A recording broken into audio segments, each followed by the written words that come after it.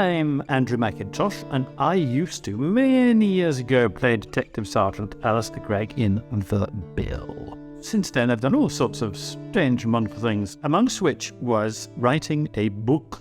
And I produced this monster, which is called Letter from Helvetica. It's letters written between a retired colonel and his niece, Abigail Wesley, is a biochemist, and she has been sent by the company she works for to the nation in the South Pacific, which is called Vanuatu. It has 83 islands, so it's an archipelago nation, and it is the most amazing place. When I set out to write a novel, the only type of novel that I felt fairly confident that I could write was a humorous one. But also, it's a bit of exploration about civilization, what we regard as being civilized. So here we have a man who is living in Great Britain. There is Abigail, who goes off to the South Pacific, to what is regarded as being quite a primitive nation. And the question is, which is the more civilized? And it kind of balances one against the other. Although it has a story and it has a beginning and a middle and an end, it doesn't really lend itself to a novel format. I suddenly thought there was a eureka moment. This book should be a dramatized podcast. That's what it should be. So here we are now. A person called Natalie Rolls, who you may have heard of. Natalie has incredibly kindly agreed to play the role of Abigail Wesley, and Oliver Crocker is going to produce the whole thing. When I was first given your script, it made me laugh instantly. Being able to vocalize that laughter when you're reading something, that for me, that was the hook to make the characters come to life in that way. Thank God for that, because otherwise you could have gone, this is rubbish. Sorry, Andrew. Sorry, I've just discovered I'm really busy for the next year. Lieutenant Colonel John Stotter is quite an opinionated and at times difficult and cantankerous retired gentleman who lives in this lovely, lovely house in Helvetica called Penstrother Grey. He never had children himself, so all of his sort of paternal feelings tend to gravitate towards his niece, Abby. And they have a very close relationship. It's almost like a father-daughter one, and it's very jokey. They like taking the mickey out of each other, and they joke with each other a lot. And they both love language. They both love playing with the English language. John in particular, he will say 8 words where one will actually do. The word is prolix, where he tends to be verbose and overspeak things. But he's got a good heart, and he's got a good sense of humour, but he's pretty sure of himself. He's pretty confident, a pretty confident 62-year-old, and having a wonderful life living in this village, which he actually loves.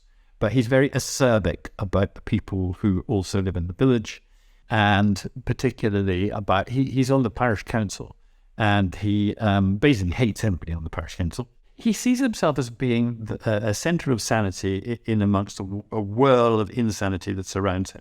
So he does get up to some japes. I love the rhythm of the first episode. You're already hooked into Slaughter, who's your lady that's come to stay at your house. John's one of those men who couldn't possibly look after himself, and of that generation. I mean, I say that. When I started writing the book, I was 50. So I was thinking, and John is 62.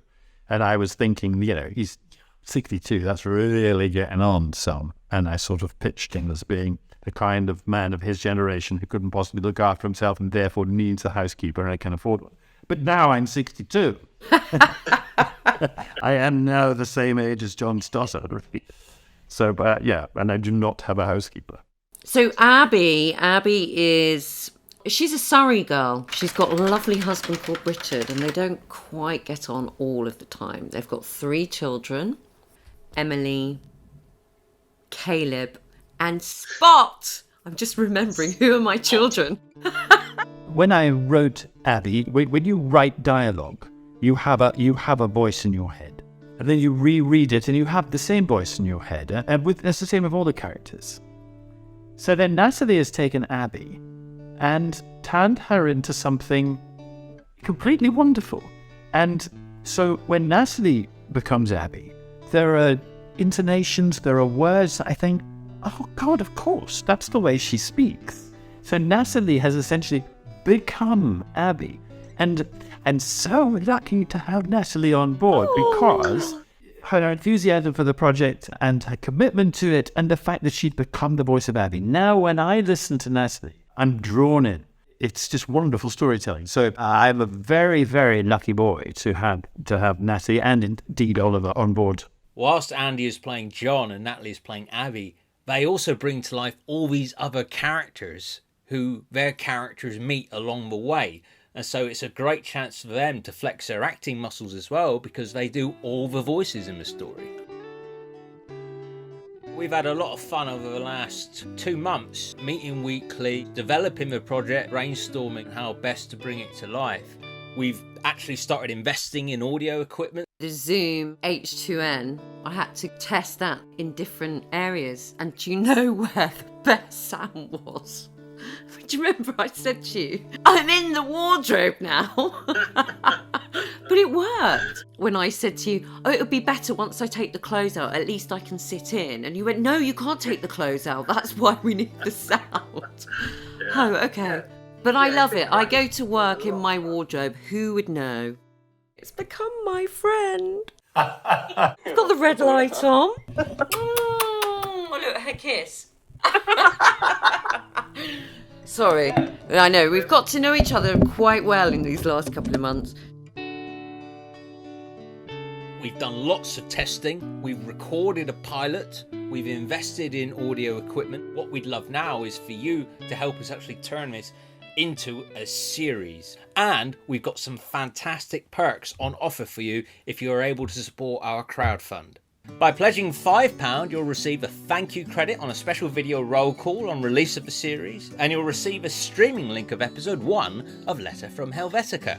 By pledging an extra £5, you'll also receive a streaming link for episode 2, plus a rare The Bill production badge, giving you the chance to join the red, blue or green unit.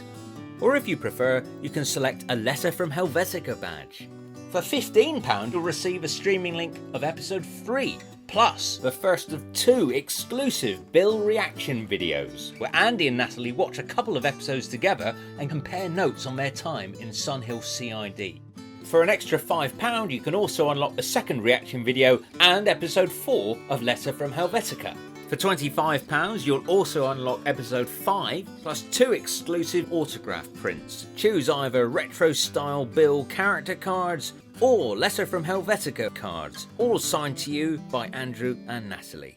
For £30, you'll also unlock episode 6, plus receive a personal video message from Andrew and Natalie thanking you for supporting the project. And for those of you who are able to help us further and pledge £50 towards a production, you'll hear your name read out on the closing credits of each episode by either Natalie or Andrew as a co-producer of Letter from Helvetica, which will earn you a credit on the Internet Movie Database, and you'll be able to stream all 8 episodes from the first series.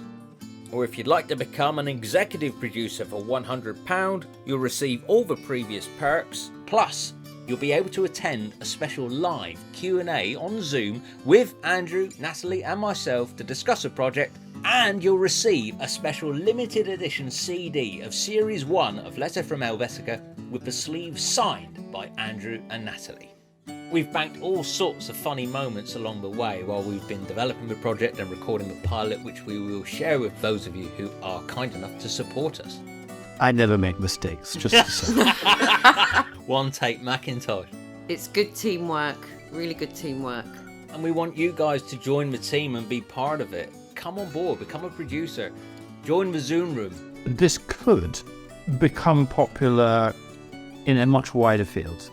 To have your name on a co-producer credit or a written producer credit, that could potentially be quite exciting, I think. It's got legs. See what you did there? I thought you were being rude.